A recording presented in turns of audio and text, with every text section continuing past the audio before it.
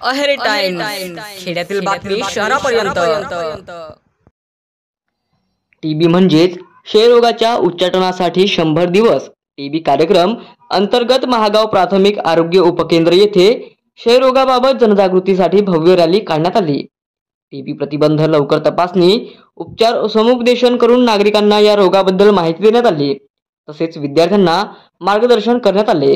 यावेळी महागाव प्राथमिक आरोग्य केंद्राच्या वैद्यकीय अधिकारी डॉक्टर लुबना हकीम, प्राथमिक आरोग्य केंद्राच्या ANM गोळे, आरोग्य उपकेंद्राच्या ANM सिंग, आशा वर्कर जिजा सडमेक, चालक दिनेश अलोने तथा जिल्हा परिषद शाळा महागावचे मुख्याध्यापक आत्राम तथा शिक्षक उपस्थित झाले होते। रॅली ही संपूर्ण गावात काढण्यात आली आणि रस्त्यावरील घरोघरी माहिती देण्यात आली।